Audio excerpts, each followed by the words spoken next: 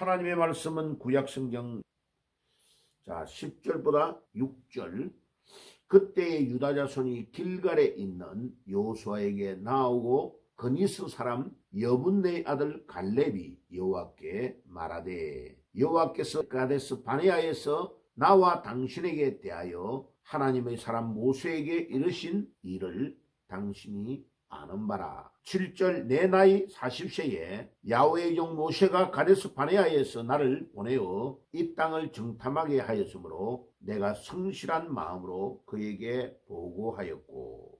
10절에 갑니다. 이제 보소서, 야훼께서 이 말씀을 모세에게 이르신 때로부터 이스라엘이 광야에서 방황한 이 45년 동안을 야훼께서 말씀하신 대로 나를 생존하게 하셨나이다. 오늘 내가 85세로 돼 모세가 나를 보내던 날과 같이 오늘도 내가 여전히 강건하니 내 힘이 그때나 지금이나 같아서 싸움이나 출입에 감당할 수 있으니 그날에 야훼께서 말씀하신 이 산지를 지금 내게 주소서. 당신도 그날에 들으셨거니와 그곳에는 아낙 사람이 있고 그 성읍들은 크고 견고할지라도 야훼께서 나와 함께 하시면 내가 야훼께서 말씀하신 대로 그들을 쫓아내리이다 하니, 여호수아가 여분네 아들 갈렙을 위하여 축복하고 헤브론을 그에게 주어 기업을 삼게 하니, 헤브론이 그니스 사람 여분네의 아들 갈렙의 기업이 되어 오늘날까지 이르렀으니 이는 그가 이스라엘의 하나님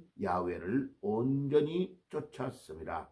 헤브론의 옛 이름은 기럇 아르바라. 아르바는 아낙 사람들 가운데서 가장 큰 사람이었더라. 그리고 그 땅에 전쟁이 그쳤더라. 아멘. 자, 여호수아서 이 14장은요 아주 중요한 장입니다. 이스라엘 백성들이 하나님의 명령을 받들고 모세를 통하여 가나안을 떠나라고 하시는 하나님의 명령을 받들고 그들이 떠났는데, 이제 모세는 너보산에서 가나안 땅을 바라보고 하나님이 들어가지 못한다고 해서 그 산에서 죽고 장례식을 한 겁니다. 그런데 놀라운 것은 모세의 무덤이 어디에 있는지를 아무도 모르도록 하나님이 모세의 시체를 싹 감추어 버렸어요.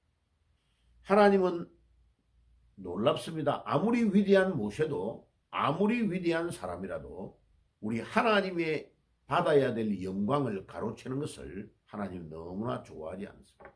그래서 이스라엘 백성들에게는 국부에 해당되는, 나라를 거의 세웠다고 말할 수 있는 이 지대한 영향을 미쳤던 모세를 하나님께서는 탁 불러가 버리고 가나안 땅을 들어가는 것을 허락하지 않았습니다. 그래서 지금도 모세의 시체가 어디에 있는지를 아무도 모릅니다. 만약 모세의 시체가 어디에 있다 하면 이스라엘 백성들이 거기에 가서 참배하고 모세를 섬기는 종교가 하나 더 생길 거였죠. 그 정도로. 그런데 하나님은 그것을 허락하지 않습니다. 오늘날도 수많은 사람들이 하나님이 사용한 종으로 중요한 일들을 해놓고 마지막에 왜 실패하느냐? 하나님이 받아야 될 영광을 자기가 다 가로채우기 때문에 하나님은 그거를 아주 싫어합니다. 그런데 이제 여호수아를 통하여, 이제 모세의 몸종이었던 여호수아가 40년을 이스라엘 백성들을 이끌어갔던 모세 밑에서 늘 수종을 들었습니다.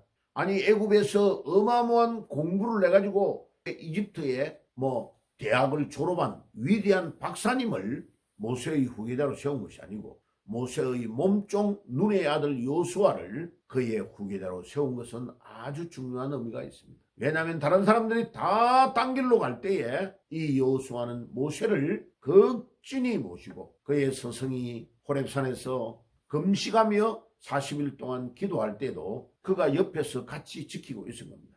만약 모세 할아버지가 금식 기도하고 있는데 그 사람이 호렙산에서, 시내산에서 40년을 같이 이제 동행하는 광야의 생활에서 모세 할아버지가 눈물 흘리고 40일 금식 기도를 할 때에 여호수아가 라면 끓여 먹고 있었겠습니까? 아니죠. 모세 할아버지가 눈물 흘리면 손수건을 갖다 주고, 모세 할아버지가 금식하면 여호수아도 같이 금식했을 겁니다.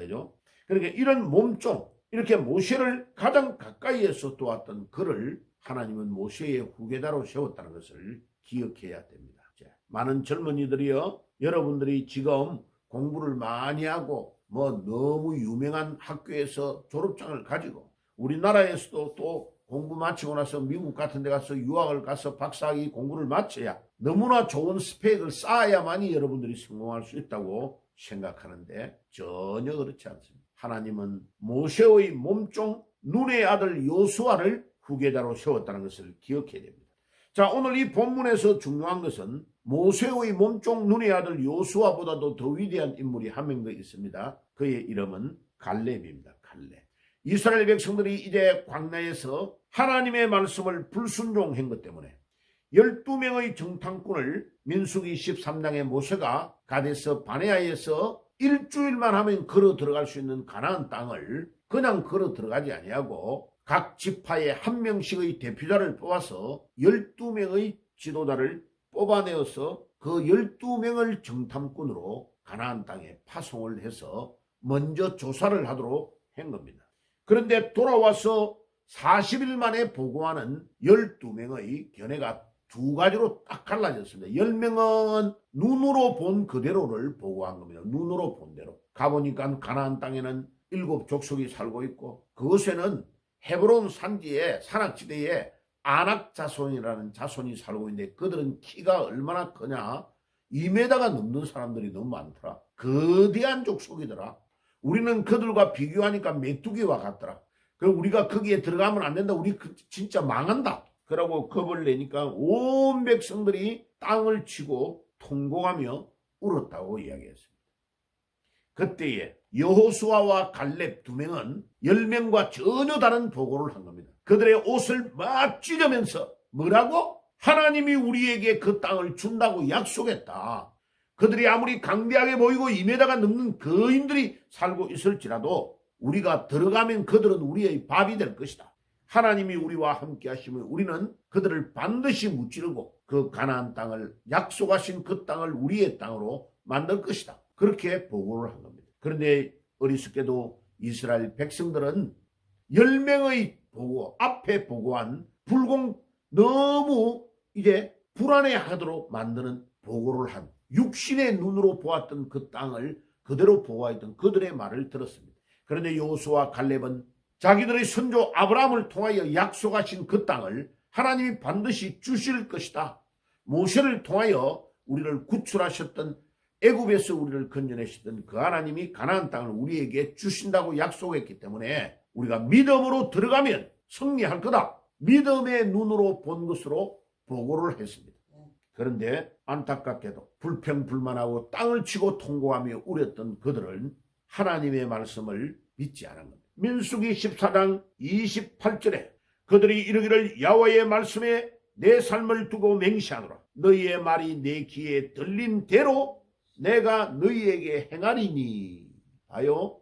우리가 새벽 기도마다 늘 기도하는 기도가 여러분들의 인격이 되고 여러분들의 신앙 고백이 되고 그것을 들은 그대로 하나님이 행해 주시겠다고 약속하십니다.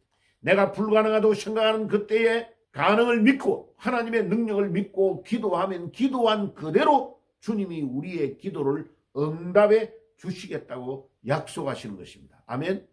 불평불만하면 불평불만한 그대로 하나님이 들어주겠다는 겁니다. 그래서 40일 동안 정탐을 한 그 기간 40일을 하루를 1년으로 계산해서 40년 동안 너희들이 이 광야에서 막 다니면서 애굽에 종살이했던 모든 과거의 죄악들을 다 쏟아버리도록 하겠다. 그리고 출애굽할 때에 나왔던 어른들 60만 명, 아이들까지 포함하면 총 200만 명 가까이 되는 사람 중에 어른 60만 명을 하나님이 광야에서 다 죽도록 하겠다. 한 명도 일주일만 걸으면 들어갈 수 있는 가나안 땅을 들어가는 것을 허락하지 않겠다. 믿음으로 고백했던 여호수아와 갈렙과 딱 2명만 가나안 땅을 들어가는 것을 허락하겠다고 약속한 겁니다. 하나님이 그렇게 명령을 내린 겁니다. 이 하나님은 무서운 하나님입니다. 오늘 이 아침에 여러분들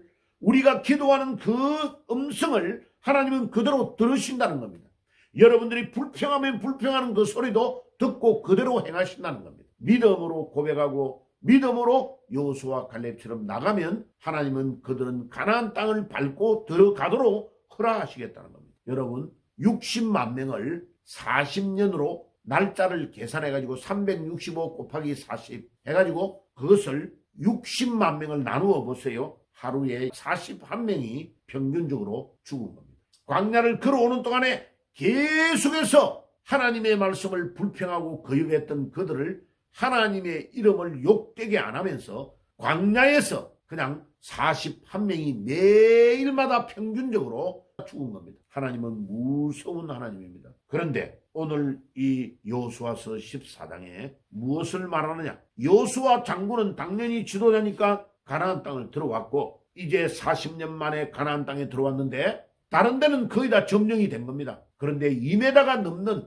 아낙 자손이 살고 있는 헤브론 산지를 아무도 두려워서 거기를 점령하겠다고 하는 말을 하는 게 아닙니다. 그런데 그때에 나이가 80이 넘은 갈렙이 어른 2명 중에 살아남았던 생존자 갈렙이 여호수아 장군에게 찾아가서 뭐라고 말하느냐? 여호수아서 4장 14장 10절에 이제 보소서 야훼께서 이 말씀을 모세에게 이르신 때로부터 이스라엘이 광야에서 방황한 이 45년 동안을 이 45년이라 말은 출애굽 해가지고 시내산 앞에서 또 머물러 있었던 것까지를 다 합해서 45년이라고 말합니다. 그런데 정탐꾼을 가데스 바네아에 보내어서 광야를 벌칙으로 헤맸던 것은 40년이에요. 5년과 40년 차이가 있다는 것을 기억해야 됩니다. 가데스 바네아에서 정탐꾼으로 파송될 때가 40세였다. 그러니까 갈렙은 몇 살이냐? 85세예요. 나이가. 85세인데 갈렙이 뭐라고 말하느냐? 나를 생존케 해가지고 지금 이 땅에 들어오게 하나님이 하셨다는 겁니다. 그리고 40년 전에 여호수아 당신과 내가 같이 있을 때에 모세를 통하여 말씀하셨던 그 하나님이 이 아낙 자손들이 살고 있는 헤브론 산지를 우리에게 허락했으니까 내가 이 전쟁에 들어가서 저 2m가 넘는 거인들 아낙 자손들을 공격해서 저 땅을 우리가 점령하겠다. 헤브론 산지를 우리에게 주소서. 이 갈렙이 누구냐면요, 12지파 중에 유다 지파의 대표자입니다.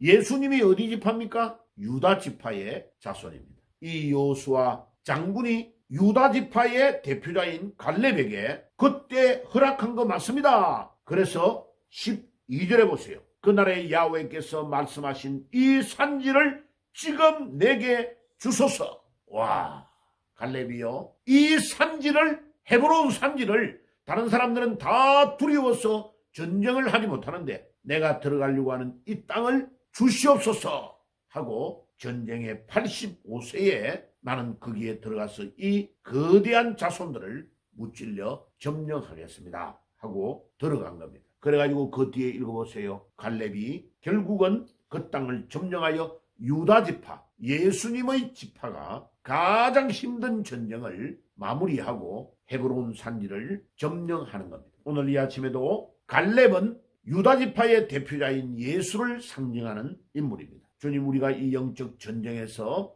갈렙처럼 예수님이 우리의 대장 되시기 때문에 우리 대장 되시는 예수님을 의지하고 나아가면 어떠한 땅도 우리가 점령할 줄 믿습니다. 주님, 우리에게 이 믿음을 주시고 우리는 우리의 대장 예수님을 따라가면서 우리 앞에 놓여있는 모든 전쟁을 믿음으로 승리하게 하옵소서. 기도하며 나아가는 새벽이 되시기를 주의 이름으로